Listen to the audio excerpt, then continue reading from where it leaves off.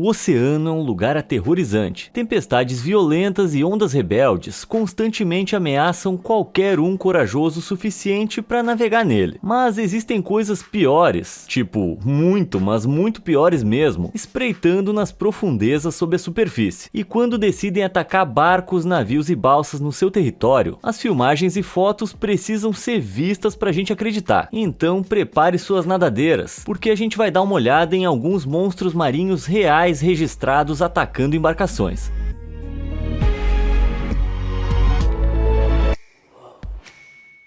Grande pavor branco. Não há nada como velejar no mar aberto. Ar fresco, céu azul, um enorme tubarão branco declarando guerra ao seu barco. Peraí, como é que foi isso? Essas imagens aquáticas nos levam ao Golfo de Hauraki, em Auckland, na Nova Zelândia. Em 2015, um terror dentuço se interessou pelo barco desse pescador. He's coming at the motor. He just went to fight the motor. Talvez o tubarão estivesse tentando alcançar algumas guloseimas que o pescador pegou. Não ia ser surpreendente, considerando que tubarões têm um sentido de olfato tremendo. Se uma única gota de sangue cair em uma pequena piscina, pode apostar que eles conseguem sentir o cheiro. Não é muito diferente do que acontece comigo quando a dona Fala Sério faz um bolo aqui em casa. E em dado momento, o grande tubarão branco se cansou de mastigar o motor e nadou para longe. Acho que não tem muitos nutrientes no metal. Uma história parecida de sustos envolvendo tubarões vem de 2020, quando um grupo de exploradores fazia passeios turísticos e avistava focas na costa da Tasmânia, na Austrália. Os entusiastas da natureza estavam navegando em um barco de pesca grande e resistente que parecia perfeitamente seguro, certo?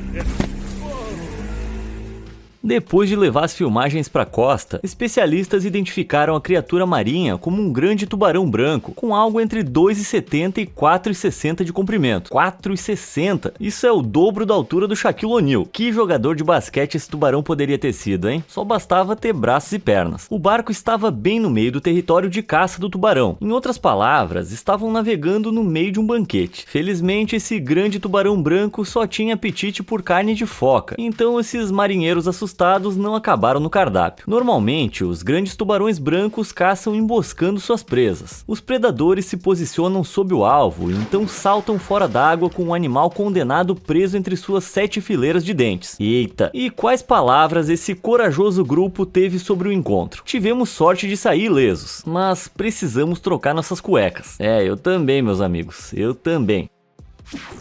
Tourada marinha.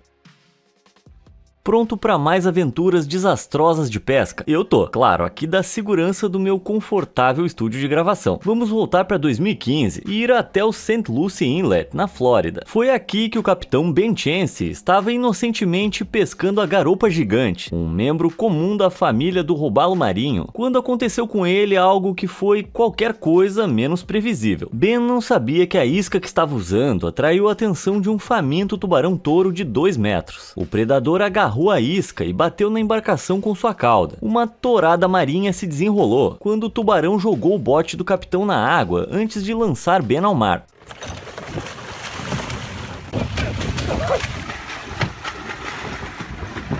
Ele conseguiu voltar para o barco, mas então por algum motivo voltou para o caiaque e começou a lutar de novo com o mesmo tubarão. Bom, dizem que tem uma linha tênue entre a coragem e a burrice, né? Em 2015, houve um aumento nos ataques de tubarão ao longo das costas da Carolina do Norte e do Sul. No total, 11 pessoas foram atacadas, o maior número desde que os registros do International Shark Attack File começaram há 80 anos. Isso pode ter sido devido a águas mais quentes e salgadas que atraíram os tubarões. O capitão foi sábio em fazer uma retirada rápida quando a sua embarcação virou. Embora os tubarões-touro sejam menores que os grandes tubarões brancos e os tubarões-tigre, com algo entre 1,5 m e 2,40 m, eles também são dos mais agressivos. Esses peixes brutais têm uma força de mordida de 1.350 psi, a mordida mais forte de todos os tubarões. Se isso não fosse ruim o suficiente, eles são os mais propensos de todos os tubarões a atacar humanos. Eles não são chamados de tubarões-touro por serem amigáveis, né? Imagina como é que essa história teria terminado se o tubarão-touro preferisse o sabor do capitão ao da garopa.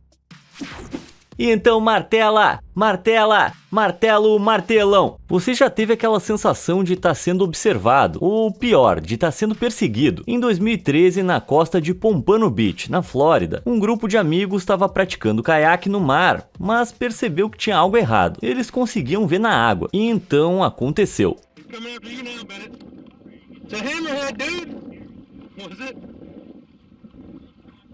Era um tubarão-martelo, e ele continuou a perseguir uma das pessoas e tentou morder seu remo. Começou uma luta entre homem e animal, até que o homem conseguiu afastar o tubarão com seu remo.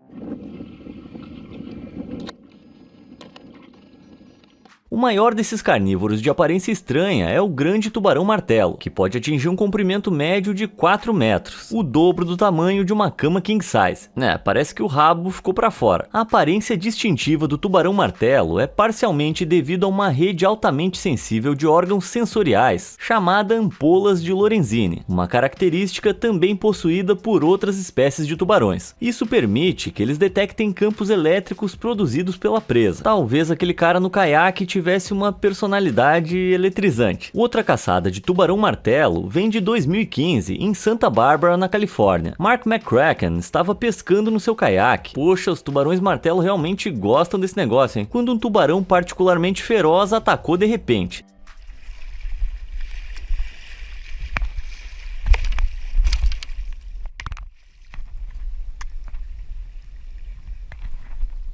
Mark teve que golpear o tubarão mais de 20 vezes com seu remo antes que o animal desse espaço suficiente para ele se mover em direção à terra. Mesmo depois do susto e Mark ter alcançado a segurança, o tubarão continuou a nadar em uma área rasa perto da costa. There's the beach, there's the shark. That's not good. That's not good at all. But I'm going in because I don't like this guy at all. Felizmente, ataques como esses são raros, já que tubarões-martelo e humanos não compartilham os mesmos ecossistemas. Se você quiser ouvir mais fatos incríveis sobre animais, não se esquece de clicar nos botões de curtir e se inscrever abaixo. Agora a gente volta para mais monstros marinhos. Pirataria pinnipediana. Você já ouviu falar em um pinípede? Bom, nem precisa responder porque eu não consigo te ouvir mesmo. Pinípedes são a família de mamíferos marinhos que incluem focas, leões marinhos e morsas. Embora as orcas adorem se banquetear com eles, esses pinípedes não ficam muito felizes com isso e fazem de tudo para evitar, até mesmo assumir o controle de embarcações navais. Infelizmente, a maioria dos navios não está preparada para lidar com esse tipo de marinheiro e frequentemente acabam virando. Em 2018, na ilha de Vancouver, no Canadá, Nicolai Coutinho estava velejando com seus amigos sem se preocupar com nada, mas no caminho eles se depararam com um passageiro clandestino engraçado.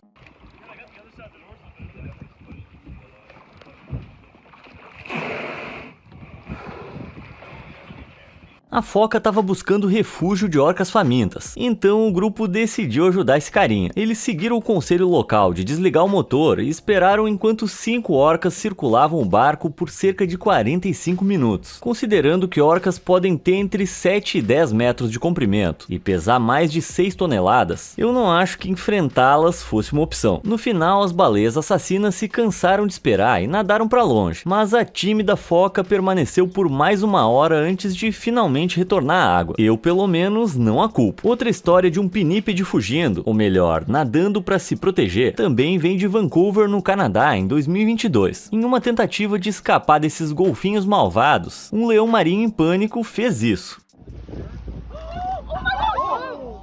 Depois dessa tentativa de sequestro, o barco conseguiu se endireitar com os 2 tripulantes encharcados. A embarcação pode ter ficado cheia d'água, mas a dupla se dirigiu o mais rápido possível em direção à costa, com o leão marinho seguindo. Embora o viajante cansado tenha desistido da perseguição, eu não consigo deixar de pensar no que é pior, ser perseguido por um leão marinho ou por uma orca. Deixa pra lá, essa é óbvia. Agora a gente volta no tempo para 2017, perto da ilha de Boyer, em Howe Sound, no Canadá.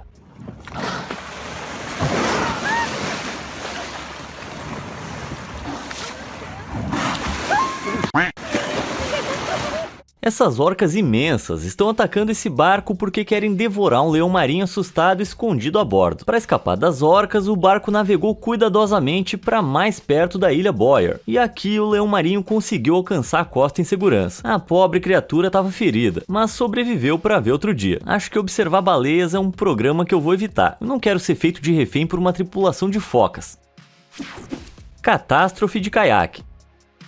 Deixa eu te fazer uma pergunta. Você já participou de uma corrida que quando você estava prestes a cruzar a linha de chegada, um monstro apareceu do nada e tentou te pegar? Não? Bom, claramente você nunca esteve na Austrália, porque em 2022, em Adelaide, o jovem de 19 anos Nathaniel Drummond estava competindo de caiaque na praia Seacliff, quando algo na água não queria que ele cruzasse a linha de chegada. Ele estava a apenas 30 segundos de chegar, quando o que ele descreveu como um grande tubarão o jogou na água a cerca de 800 metros da costa. Antes que o tubarão pudesse atacar de novo, seus colegas competidores o içaram para suas pranchas de surf e o trouxeram de volta para a segurança da terra. Embora ele tenha saído ileso, não dá para dizer o mesmo do seu caiaque. Nossa, o tubarão mordeu bem embaixo de onde ele estava sentado. É seguro dizer que foi por pouco. Eu não consigo imaginar um barco pior para estar se um tubarão atacar, exceto talvez se fosse um bote inflável. Bom, felizmente isso é só uma representação de um pesadelo que eu tive. Se essa história já não fosse incrível o suficiente, o tubarão deixou um dente e pedaço da sua carne na prancha. Para determinar que tipo de tubarão era, essas amostras foram levadas ao Departamento de Biologia Marinha da Universidade Flinders em Adelaide. Consegue adivinhar que espécie era? Acertou, o grande tubarão branco. Quem poderia imaginar, né? Para ser justo, nem todos os tubarões são agressivos. Olha só como esse cara, encontrado no porto de Cape Cod, é dócil. That's you. We were just talking about. My mind is like right on it. Oh my Hopefully I God. don't get. Look at the size of that. Look at him. Mas eu acho que eu preferia não estar na água com ele. Banho de tinta. Eu já passei por situações bem embaraçosas no passado que me fizeram tomar ovada. Agora, tinta? Bom, foi isso que aconteceu com um pobre pescador em 2021, em Frankston, na Austrália, quando ele pegou o polvo errado.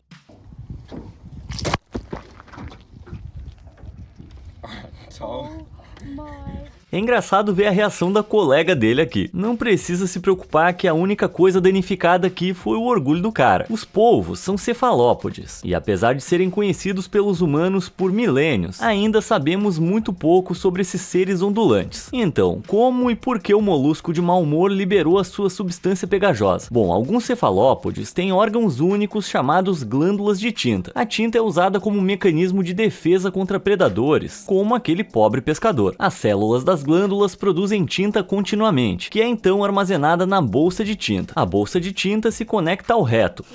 É, isso mesmo. Em algumas situações, a tinta é combinada com muco. Quando um polvo sente que algo está prestes a atacar, ele libera a tinta do seu traseiro. Mas fica tranquilo que esse cara não levou um banho disso que você tá pensando. Acho que o YouTube não ia me deixar mostrar isso. O que esse cara e o seu barco conseguiram foi só uma boa dose de tinta e talvez um pouco de muco. Bacana, né? Os cientistas ainda não têm certeza do efeito da tinta em potenciais atacantes. Os cefalópodes podem usar isso como distração para uma fuga rápida, ou o muco na tinta poderia entupir as guelras de um peixe. Essa conversa me deixou meio enjoado. Salto da jubarte. Remadores, cuidado, lá vem mais um ataque. Talvez vocês precisem de um barco que pareça menos delicioso. Olha o que aconteceu em 2015 em Monterey Bay, na Califórnia. Dois turistas, Charlotte Kinloch e o diretor de filmes sobre vida selvagem Tom Mustill, estavam observando baleias jubarte em seus caiaques, até que uma das baleias decidiu se aproximar um pouco demais.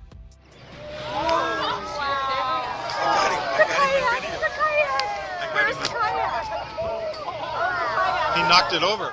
Milagrosamente, os dois sobreviveram e voltaram à costa, compreensivelmente abalados. O instrutor deu a eles um chocolate quente e um boné de brinde, e acho que isso melhorou um pouquinho as coisas. As baleias jubarte podem pesar 40 toneladas e medir mais de 18 metros, o que é mais alto do que as letras no letreiro de Hollywood. Depois do incidente, Tom disse: "Imagine algo maior que um ônibus voando sobre você, tapando o sol. A única coisa que eu consegui pensar foi que quando ela caísse, eu ia morrer. Acho que eu não teria ficado tão calmo." Existem muitas teorias sobre por que as baleias pulam. Pode ser para se livrar de parasitas, para se comunicar, para lutar ou até mesmo para se exibir. As baleias jubarte geralmente são animais tranquilos, então um ato de agressão assim contra humanos é raro.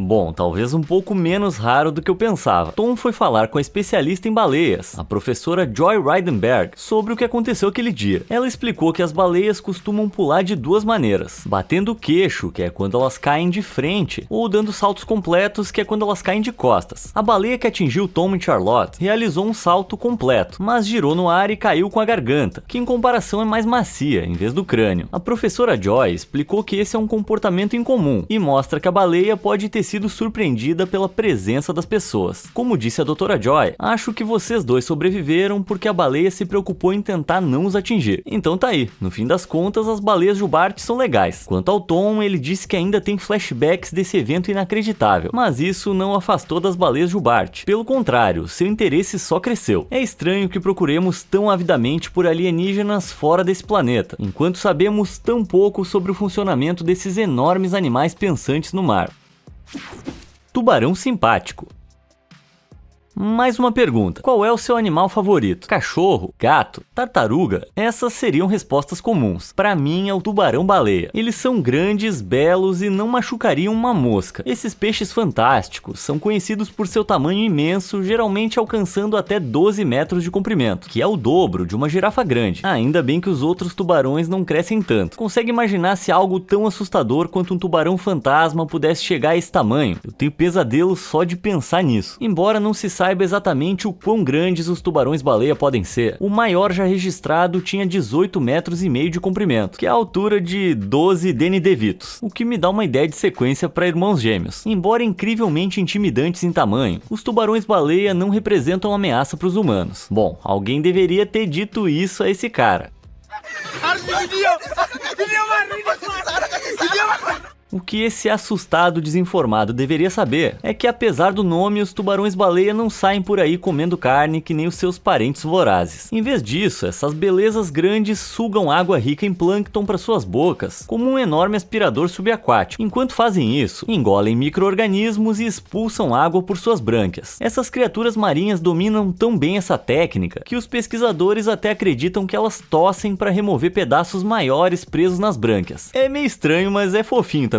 Os tubarões-baleia são tão tranquilos que alguns até permitem que humanos peguem carona nas suas costas, embora isso tenha sido desencorajado por especialistas em vida marinha, já que poderia ferir o animal. Na verdade, é mais provável que um barco danifique um tubarão-baleia ao colidir com ele do que o contrário. E isso não é tudo. A caça em parte da Ásia e a ingestão de resíduos plásticos no oceano ameaçam a população. Isso levou a uma diminuição populacional de 50% nos últimos 75 anos. Então as suas tossidas só podem ajudar até certo ponto. O resto é com a gente. A morsa folgada. Eu sou péssimo com direções. Se deixar eu me perco até indo no banheiro, mas eu nunca me perdi tanto quanto o cara do nosso próximo assunto. Conheça o Wally, a morsa, uma colossal criatura marinha com peso impressionante de 816 quilos. O Wally ganhou destaque quando apareceu na costa da ilha de Valentia, na Irlanda, em março de 2011, quase 3.200 quilômetros do seu habitat ártico. E eu devo dizer que o habitat irlandês não estava preparado para ele. Yes. He's on. Eita, parece eu tentando me encaixar em um assento de montanha-russa. Esse titã ártico tem uma tendência assustadora de subir em barcos. E, rapaz, eles não foram feitos para ele. O corpão ameaçador de 816 quilos do Wally é tão pesado quanto 2 pianos de cauda, o que significa que ele praticamente naufraga toda a embarcação que sobe. O Wally se movimentou bastante, sendo visto no país de Gales, na França e nas ilhas de Scilly, na Cornualha. A sua reputação de destruir barcos também o precedeu. E embora as pessoas achassem o Wally impressionante, elas ainda sabiam que tinham que tomar cuidado.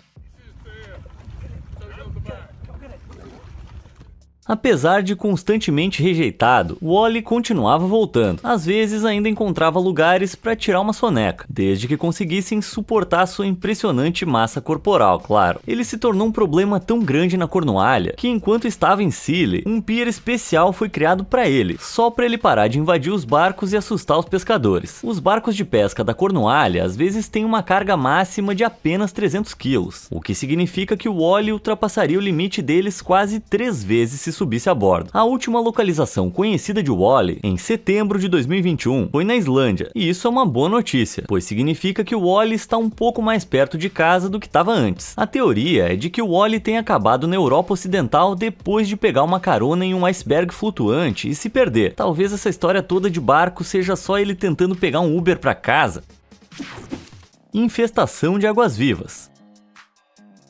Essa é a embarcação japonesa de Asanshin Shomaru. Em 2009, esse barco de arrastão de 10 toneladas virou na costa de Chiba, depois que a sua rede foi sobrecarregada com águas-vivas no Mura. Os 3 tripulantes sobreviveram depois que outra embarcação os resgatou, mas tiveram que tirar fotos de todo o incidente para caso ninguém acreditasse neles. Mas como é que um navio pode ser facilmente dominado por um monte de gosmas sem espinha dorsal, que são 95% água? Bom, as Nomuras são uma das maiores espécies de águas-vivas do mundo. Elas podem medir mais de 1,80 m de diâmetro e, além disso, pesar até 200 kg. E isso explica o naufrágio. As águas-vivas estão causando muitos problemas para pescadores e seus negócios. Suas picadas tóxicas tornam os peixes inutilizáveis e podem causar grandes problemas para os pescadores. Os danos ao equipamento de pesca podem custar à indústria mais de 70 milhões de dólares por ano. E eu achando que a destruição que eu deixava para trás depois de uma noitada era grande coisa. Quer dizer, se eu tivesse vida social, né? A presença de águas-vivas está se tornando mais prevalente em todo o mundo, não só no Japão. Confere esses surfistas que tentaram velejar em meio a enxames de águas-vivas de sino vermelho no oeste da Austrália.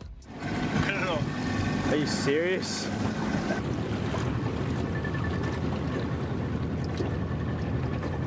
Acho que eles não conseguiram surfar muito nessas águas. As águas-vivas prosperam em águas quentes e desoxigenadas, que são trazidas pelo aquecimento global. E a diminuição de predadores naturais, como as tartarugas marinhas, significa que não há ninguém para controlar o número dessas águas-vivas exaltadas. Então, o que os japoneses fizeram em relação a isso? Eles construíram um robô para combatê-las, claro. Em 2022, o Instituto de Tecnologia de Hiroshima criou o JEROS, um mecanismo robótico de eliminação de águas-vivas. Esses robôs de 1 metro usarão sensores ultrassônicos e inteligência artificial para caçar sua presa ondulante. Quando uma água-viva for encontrada, o JEROS vai aspirar com uma mangueira gigante, onde suas turbinas internas vão despedaçar no Mura. O negócio é brutal. Espera-se que o JEROS esteja operacional até 2024, embora alguns ativistas acreditem que essa data deveria ser mudada para jamais. Na verdade, o JEROS pode piorar o problema. Águas-vivas trituradas podem poluir o fundo do mar, continuamente picando pessoas e a vida marinha. Isso pode parecer loucura, mas talvez a melhor solução seja tentar parar as mudanças climáticas, em vez de criar um exterminador do mar.